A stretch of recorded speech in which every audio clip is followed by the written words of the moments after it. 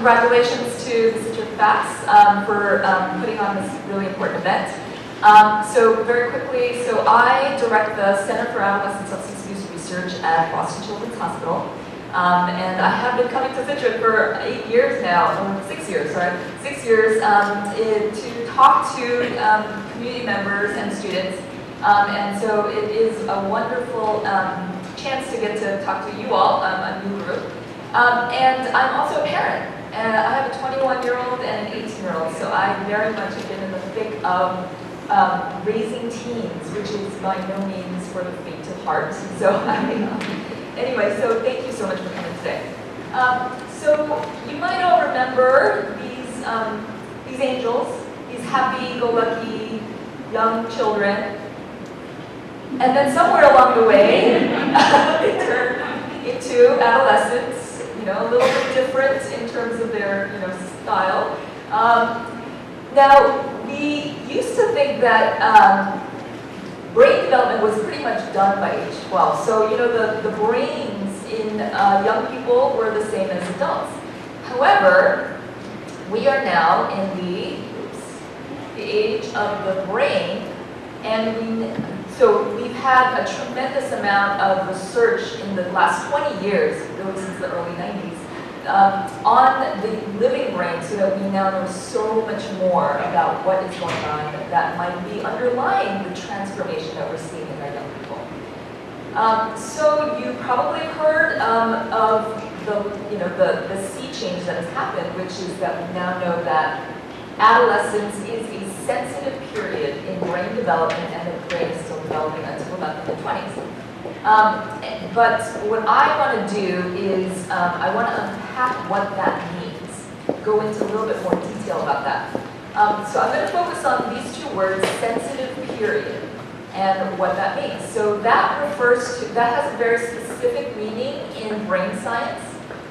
So neuroscientists call these windows in brain development when a part of the brain is developing rapidly, and that development is highly sensitive to being shaped by environmental exposures and experiences. And that we now know that, that during the adolescence into the young adult years, that is the last major sensitive period in brain development. So brain development essentially is what we now understand is it's an interaction of our genetics, what we're born with, right, and what we're exposed to during the developmental phases. Okay, it's an interaction. So let me tell you about the specific, particular brain developmental processes that are happening during the adolescent years. So there are two major ones that I want to talk to you about. So one is called pruning, and the other is called myelination. Okay, so let's go into what those really are. And to do that, I need to give you this really, really deep guide to the brain. So bear with me in terms of a little bit of science here. So we're going to talk about neurons. So the workhorse cell of the brain cell. This is what real brain cells look like under the electron microscope. So you see that there's these cell bodies and then these long spindly arms or branches that reach out amongst the brain cells. And so there's this whole forest connecting across the neurons. Okay. And very basic neuron structure includes, as I said, the cell body with these spiky projections, kind of like a mohawk hairdo. Those are called dendrites. And then there's the cell body, and then this long tentacle kind of arm coming off of the cell body. Those are called axons. They're essentially the arms reaching out. And then really important, this is where that arm, the axon, reaches out to the next neuron. And that connection is called the synapse. Now, the way that the neuron works in the brain is electrical signals pass down the axon so that the message from one cell gets passed to the next cell. And if I take the synapse and blow it up 1,000 times to show you what it looks like, specifically at the synapse, this is what it looks like, and this is how neurons communicate. So we have that electrical signal coming down from the sending neuron. That causes the release of these messenger chemicals or neurotransmitters.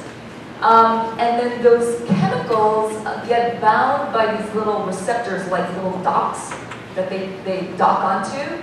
And then that causes the receiving neuron to send the signal onto the next neuron. So now, what happens is sometimes the electrical signal can get really big, and lots of neurotransmitter gets released and causes that next neuron to get really active, or those signals can get really kind of suppressed down, and that also causes a down regulation of the activity.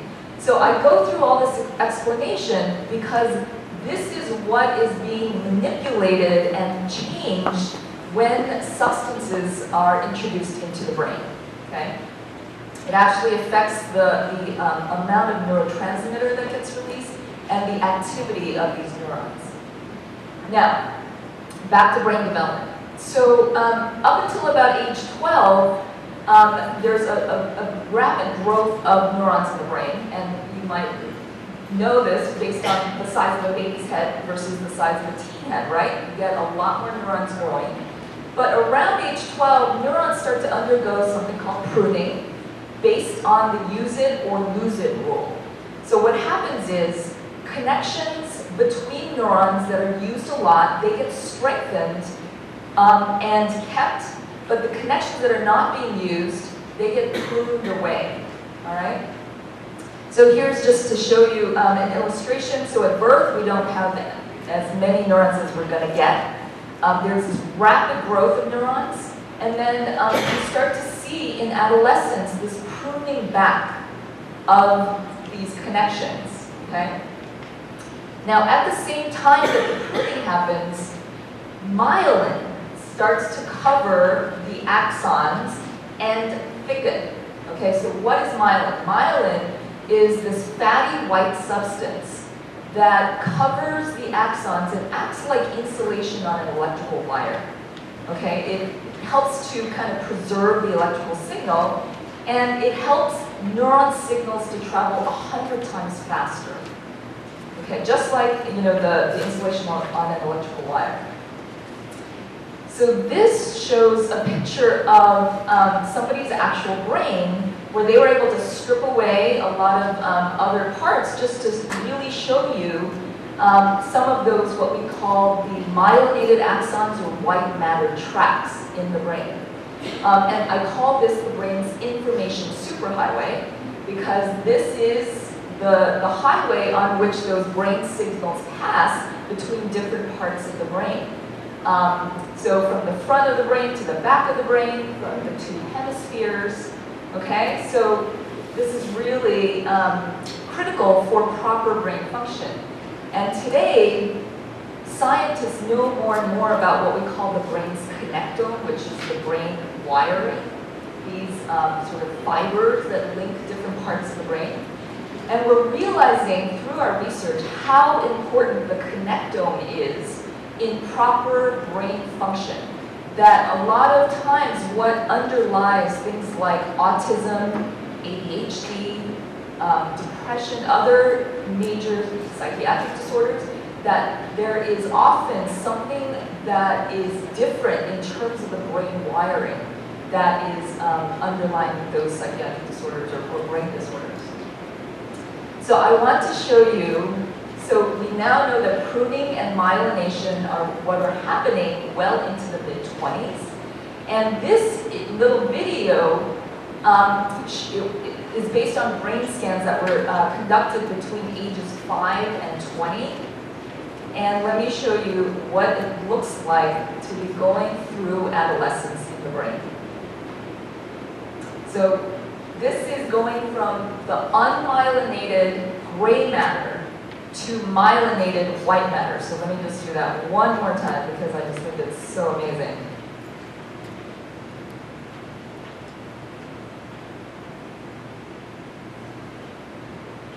So that is the amount of change that's happening during the adolescent and into the young adult years in the brain. So now, the result when pruning and myelination are complete are faster but fewer connections in the brain. So why does the brain do that? So a lot of what we need to do with our brains requires different parts of the brain to work together, to communicate across different parts of the brain. For example, this part of the brain right behind the eyes, the prefrontal cortex, we call that the sort of CEO part of the brain, the executive functioning part of the brain. That's the part of the brain that's really important in things that help us organize ourselves. So it's really critical for self-control, for emotional regulation, being able to regulate our emotions, for good judgment, for decision-making. So in order for us to be able to do these kind of capabilities well, for example, say emotional regulation, that part of the brain has to be well connected in efficient ways with other parts of the brain that are much more involved in emotion. So for example, here in the middle of the brain. So in order for us to say, when we're about to have an angry outburst, the ability to say, wait a minute, maybe this would not be so great in the long run. Maybe I might say something that I regret. The ability to inhibit that impulse is really the prefrontal cortex being able to act quickly in a way that's well connected up to kind of inhibit that impulse to say something in an angry way. So that's really important. So that part of the brain, that connectivity that's developing in adolescence allows us to go from this to being able to do this as we get older. Okay. So the key point here is that the teen brain, because it is very much in this sensitive period of development, is highly what we call neuroplastic. That means it's highly malleable, which is great. It's a double-edged sword in that it is both a time of great opportunity to learn things very quickly, and it's a time of great vulnerability. So for example, adolescence, I tell young people, adolescence is a great time for getting good at something. Whether it's learning an instrument, playing, getting really good at sports, whatever it is that they love, this is the time to really put in the elbow grease and the practice time to get good at it, because they're able, during the adolescent years, that's the time when you could most quickly learn and improve, because the brain is really malleable at that point. It's much easier then than, say, at my age, when it's harder to pick up a second language or another instrument, etc. But it is also, because of that developing connectivity, if you put in the effort, you can get a lot better in terms of reaction time, processing speed. You just get much quicker and more efficient in your abilities. However, the teen brain is also more vulnerable to being harmed by substances that are addictive, alcohol, nicotine, other drugs, compared to the adult brain because of that malleability. So let's go more into that. So this image here shows in these little blobs areas of the brain that scientists have found to be the most different between adolescents and adults, meaning that they're the most actively developing during adolescence, okay? I want to focus on this middle part of the brain, and there's in that part of the brain is something called the reward pathway. How many of you have heard of the reward pathway? Some? Okay, great. So this part of the brain is actually a circuit which connects different parts of the brain. This circuit, called the reward circuit, is activated when we do things that give us pleasure or have us want to do things over and over again.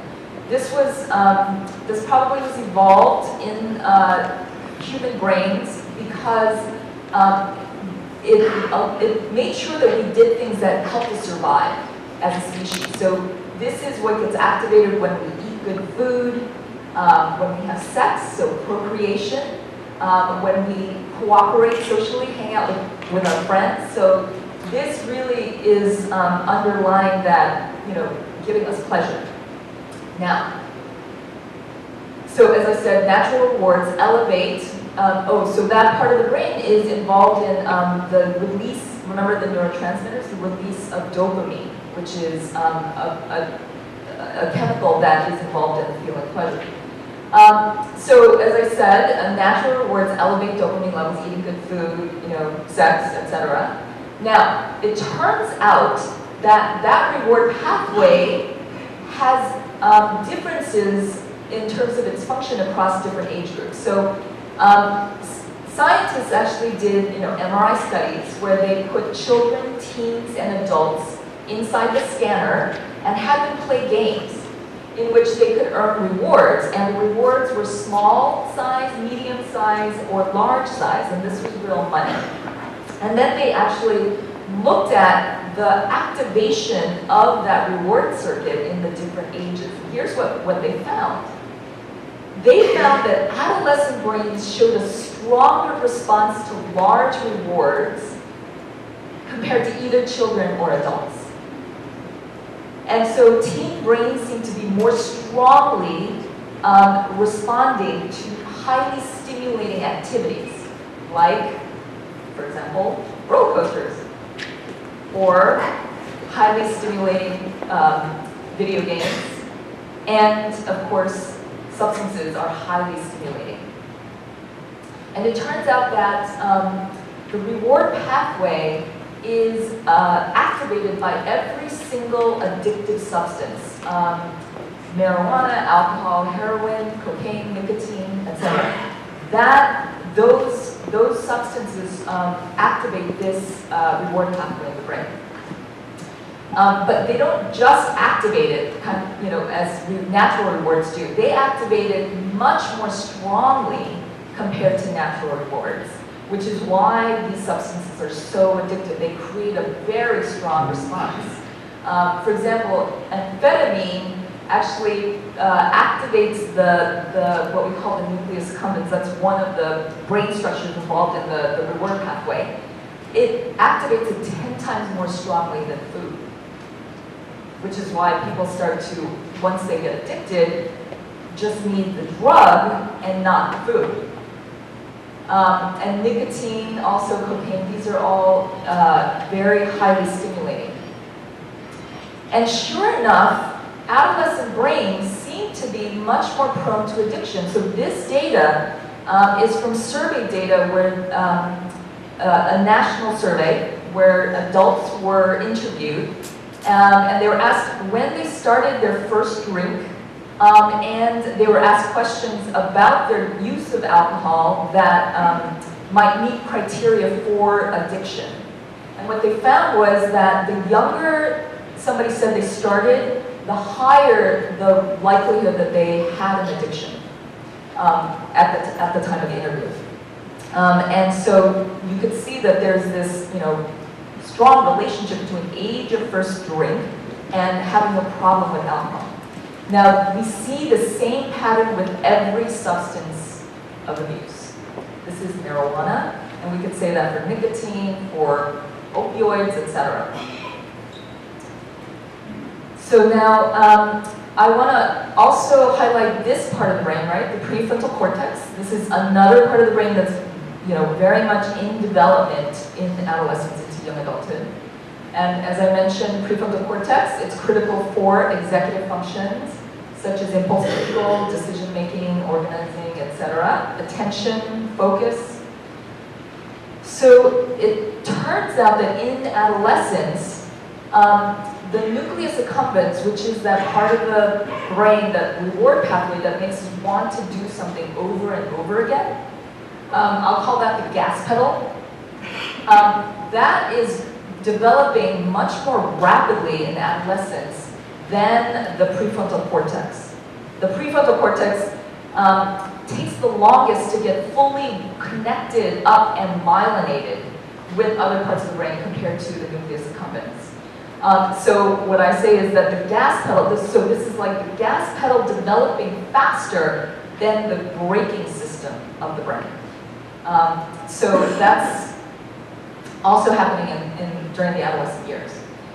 So the key points for the developing brain are that teen brains seem to have the stronger reward response to addictive substances than adults who are first exposed to substances. The gas pedal of the brain develops faster than the braking system during adolescence, and teen brains change faster in response to alcohol and drugs and can get addicted faster. So that is now what we know about the developing brain. And addiction is essentially a brain disorder. It's where the brain has gotten changed so that there is now the overriding importance is getting the substance. And so what we're seeing is that this there's greater potential for when somebody starts younger to develop this, what we call a brain disorder, than if you start after the brain has kind of gotten set and not so malleable. I want to highlight one more area of the brain, and it's this little structure in here, highlighted in blue. It's called the hippocampus. I call it the key to the SATs because this is the command center for learning and memory formation, okay? And so this is really, really critical for adolescents. That's one of the major jobs of adolescents, is to learn the things that will be needed for adulthood, right? It's rapidly developing in adolescence. It's also one of the few areas of the brain that actually continue to grow new brain cells through adulthood. And so our hippocampuses are still very much able to be changed. We know now that alcohol, marijuana, nicotine all affect the hippocampus. The hippocampal cells, for some reason, are particularly sensitive to the effects of those substances. So, for example, here, this is pictures. So we know that binge drinking reduces the growth of new brain cells and dendrites in the hippocampus. So these are brain cells in rats. This was conducted in rats, where these were raised without binge drinking levels of alcohol. These were the brain cells in rats with binge drinking levels of alcohol, and you can see here that there's more branching and dendrites that are available to essentially form memory compared to those cells in those rats that had binge drinking. So we know that seems to be happening with binge drinking. So now in human data, these are the sizes of the hippocampus in healthy control teens and the size of the hippocampus in teens with alcohol use disorder. And what we found is that the hippocampus tends to be on average smaller in those who had heavy drinking during adolescence compared to those who didn't. And it also turns out the same is the case for marijuana. Now marijuana exposure, it turns out THC kind of dampens down the activity of the hippocampal cells, and in order to make memory, you actually have to excite those cells enough to make a memory. But marijuana kind of dampens the activity of those cells down, and sure enough, over time, remember with the adolescent brain being very plastic and pruning happens when connections are not used. Well, it turns out here also, these are the hippocampus on the left side and the right side. These are those who are non-users, and these are users. That again, hippocampal cell volumes among regular users who started in adolescence, they were smaller on average compared to those who were not. So, okay, so I'm going to go very quickly through the rest because I do want to try and open up to questions.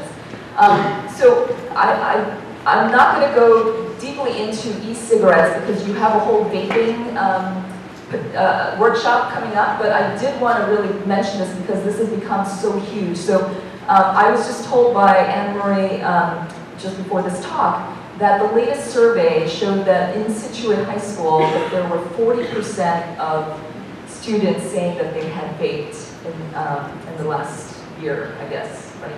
So this is true for any school at this point. We're really facing, I would say, a public health crisis around e-cigarettes. So this is a report that was released recently by the National Academies of Sciences looking at the public health consequences of e-cigs. And one of the issues is that this is really, those of us in public health were a little bit behind the times. This happened so quickly. Within 2 years, the rate of e-cig use among adolescents tremendously grew. And part of the reason is all the marketing. So these are ads of e-cigs. And you can see how much they're designed to be appealing to young people. And the flavors that these e-juices come in, I mean, again, they really try to kind of mimic things that young people are familiar with and would be attracted to. And there's ads for vaping everywhere on social media. So this is weak people smoke, strong people smoke less, and intelligent people vape. And here, associating vaping with organic lifestyles. Okay. So this has been going on, and what we've been seeing is this dramatic rise in e-cig use among teens as the advertising has grown. And frankly, we've all been kind of, just taken by surprise at this, and we're scrambling to catch up.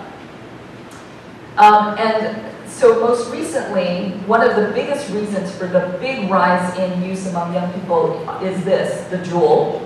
And if you haven't seen a Juul before, this is what it looks like. It looks like a USB drive or stick.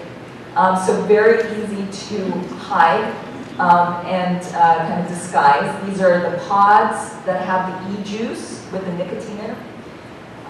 This is how you charge them, just in a USB drive. So they're very slick looking. And they're just really portable. So really easy to hide and carry around. So it has become so widespread. Juuls have taken over the e-cig market. It controls about 70% of the market share in e-cigarettes. And today, so many young people have been exposed to Juuls. I mean, they all know what this is. And the nicotine in a single Juul pod is the equivalent of 20 cigarettes. So Juuls, the reason Juuls have really taken over the market in e-cigs is that it's very efficient in delivering nicotine, much more than previous e-cigarettes. So you can get a lot more nicotine per puff than previously. And nicotine is highly addictive, and remember, teen brains are much more susceptible to addiction. And contrary to all the advertising that e-cigs are so safe because you're just taking in, water vapor, it's actually full of all kinds of chemicals. Volatile organic compounds, nicotine, ultrafine particles, heavy metals, flavoring. The flavoring chemicals have been shown to be linked to some lung diseases.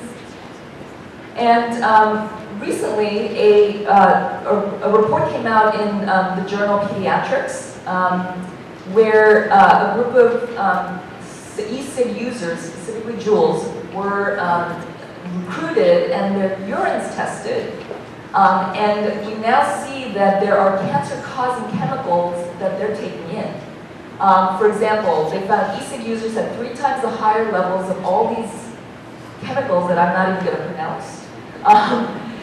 For example, one, acrylonitrile. I just looked it up. It's a highly poisonous compound used widely in the manufacture of plastics, adhesives, and synthetic rubber.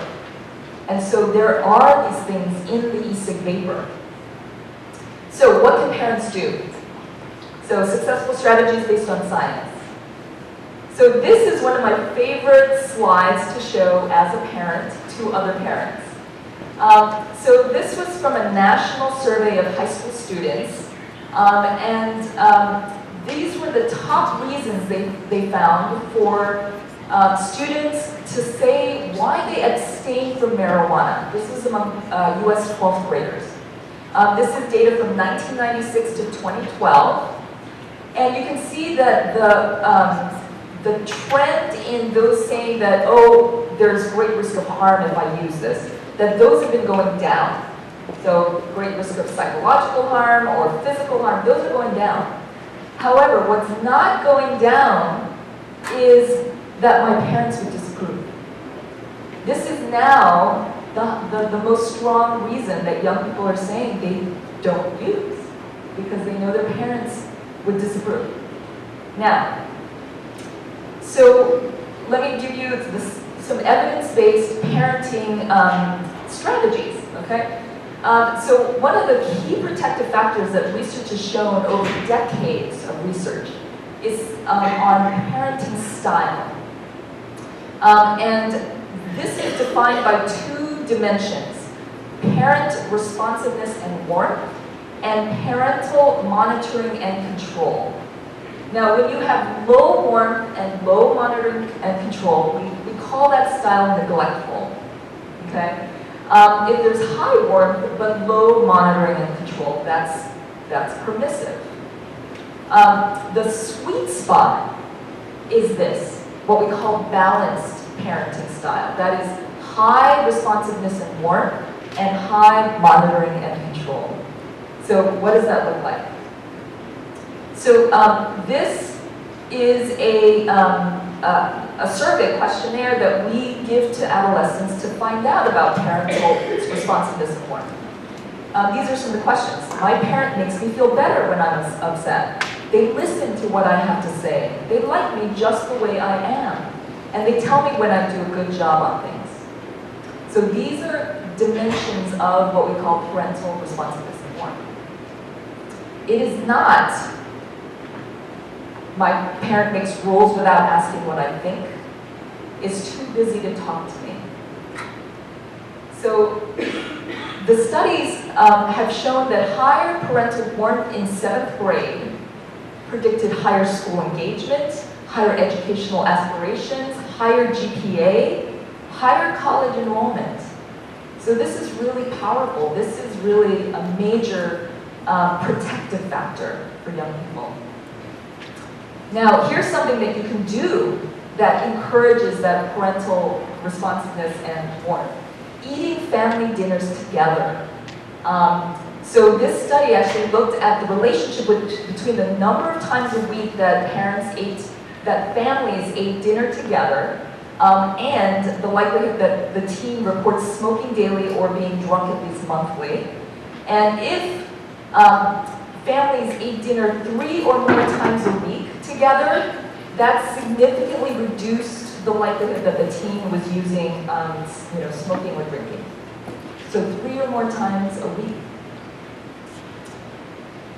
And then this study showed that teens were much less likely to use drugs when parents talked about drugs and set clear rules and consequences. So communication, listening, setting those boundaries, so that high on the parental monitoring and control, right, in the presence of that parental warmth.